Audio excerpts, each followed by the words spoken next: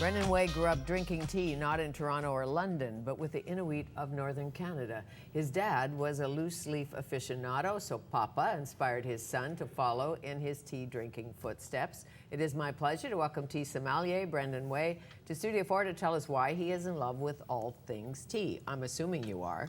I am. In fact, it's my moniker, All Things Tea. I use it on my website.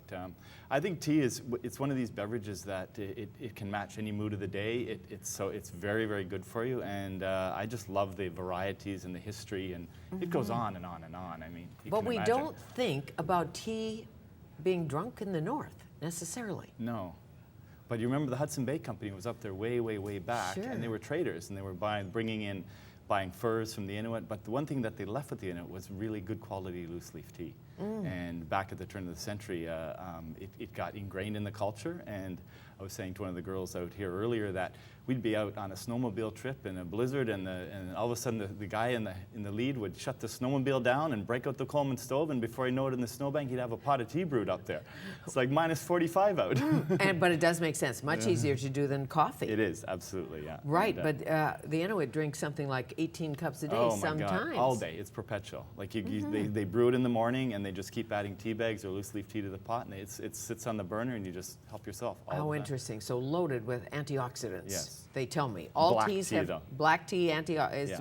What's the best tea for antioxidants? The healthiest. The tea? healthiest. The healthiest probably white tea, because it's the least processed. It's the fresh bud off the top of the tea bush. It grows in the spring of the year, and essentially it's an unopened leaf bud, and it looks like sort of an elongated pussy willow. It's furry. Really? And these buds are absolutely amazing. They've proven to have the highest amount of antioxidants in all of the tea.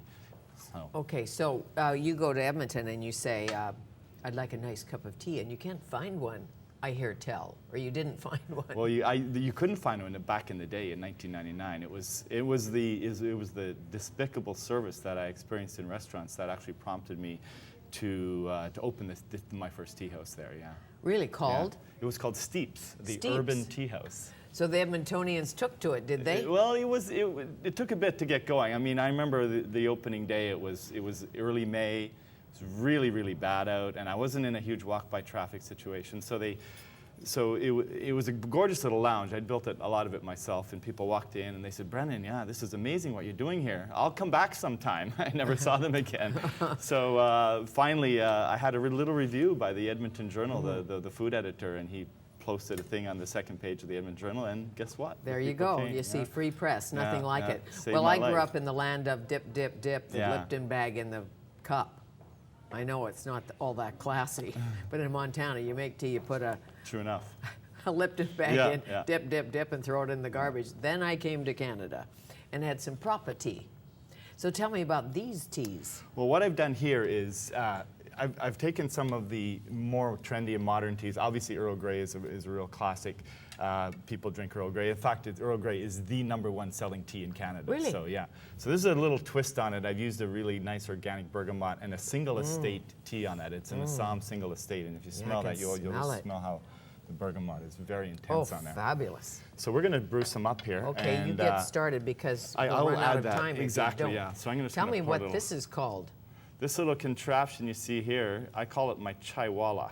Your chaiwala, And which means? Which means, well, you know what a chaiwala is. It's the guy in India that sits on the street corner and whips up fresh brewed masala chai and hands it to you in dirty little bowls.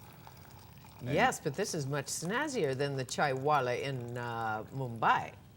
So what we're going to do is, this device is sort of my attempt to bring loose leaf tea to the forefront.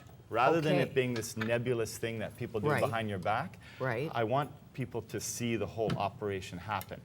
And this stand was sort of created around this device, which is actually a bottom dispensing tea infuser. And when you're using loose leaf tea, one of the problems people have is with loose leaf is, what do you do with the leaves when you're done? They clog the drains. You read them. You read them. After you read them, then what do you do with them? So what this does is it allows the tea to use precise measurements with the tea and water, and then have the steep time set. So we're just gonna, it's actually started. Okay, so how long would you steep this? These are gonna go about 2 minutes. So all tea's the same, or does it depend on the tea and the temperature of the water? You got it. So you're making green tea, I'm making a green tea, the pear green sencha right here. the classic Earl Grey, and this one from South America called yerba mate, which is really good right now. It's actually, believe it or not, yerba mate has been proven to be the most nutritious beverage discovered by man to date. Like really? Literally. And in Chile, they drink it out of a special straw thing, gourd. Bombilla and a gourd, yeah.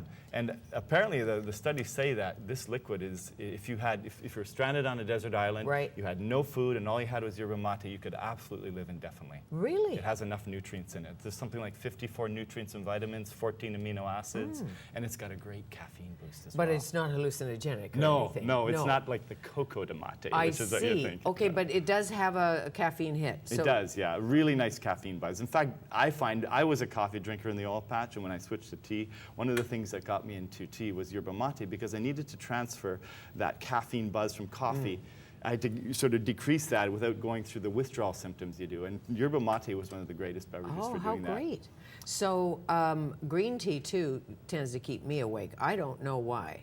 It's because it is highly caffeinated. Okay. Yeah. What happens is when they pick tea leaves, remember we talked about the white buds. That's the first stage of production. The second stage is green tea. So what you're getting is a fresh leaf that's completely unfermented and typically unprocessed.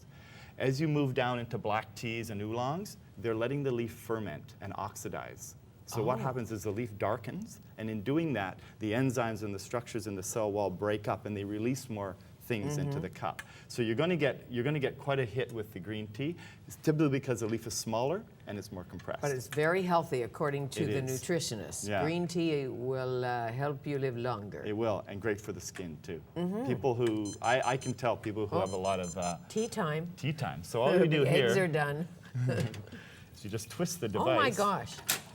And you can see what happens here. Oh, so you have to make sure that, look at that. Now, do you sell these? This device is being used all over Western Canada right now, all across the country, because it is one of the better tea brewing devices. Think of how an espresso machine works. How great. Espresso pulls coffee through the water through the leaves and into the bottom. Well, that's exactly what's happening But if we didn't have a chaiwala at our house, like you do, the fancy then you just put that over the cup. You got it. You can lay it right on the cup. So you think of this in a restaurant or cafe situation. Yes. Makes it very visual. So beautiful. Look at the color. Now that is the green. That's the green tea. And that's a steamed... I'm not an atomic scientist, but good guess. This is a steamed Fukumushi sencha. Oh, of course it is. So it's a really high-grade sencha with what's some a tea cheer, Mr. Sommelier? What would you do? What would you do? Kampai? I don't know. Prost, Gung hei cheers. fat show, prost, cheers. That's delicious. And you drink it in clear? Do you often drink it in clear? I do. I like a clear cup because I like to see one of the ways you can tell if it's oversteeped or understeeped is the color of the infusion. And you want a nice sort of very vibrant, bright green. Sure. So for Super Bowl, we should probably have the yerba mate because we're going to need a hit. After the Caesars. Exactly. Right. It's also a very cleansing tea, the yerba mate, too. And what I did is, because a lot of people don't like the taste of yerba mate straight up on its own, it's a bit of an acquired taste. I don't know if you've ever had it on like your own, Scotch. have you? Yeah. Down in South America, they drink it plain, straight. And it's a bit hard to take. It's smoky, it's heavy, it's earthy. Right. So what I did is I took a bunch of beautiful lemongrass and citrus buds and peels and and all mixed it kinds up. of stuff. And so, I mean, if you want to... Oh, how great. Yeah. Organic sun-dried yerba mate combined with lemongrass, citrus, calendula, sandalwood. Sandalwood. Oh, if you've never liked mate before, this will truly change your mind. It is. How cool, what beautiful packaging. I would love people to drink more yerba mate because it's such a healthful beverage, and one of the barriers to entry, as I would call it, is the simple fact that people don't like the taste of it. Okay, so if you didn't have one of these fancy pots, how would you make this at home? In a tea ball or something? Yeah, you could. Well, tea balls I don't necessarily recommend because tea balls, they compress the leaves, and truly leaves need to unfurl. They need to, for them to release their flavor, they have to open up and expand, and they need the free-flowing water around them. Right. So by the pot. By the pot. And with the because they have, I've seen them with cones down the middle, and you got it. Then the perfect way to do it. Perfect way to do it. Yeah. Here, try this out. See if you like it. You pour, and I'll read the goodbye. How nice to meet you. Come back. We'll talk more tea. I would love to talk more tea, and we'll see how the yerba mate works for you. Why not? Cheers. Cheers. Oh, I love that. Isn't that good? Yeah, it's got to. I can take. Ooh, yamba. Thank you. You're welcome. Brendan Waye, tea sommelier.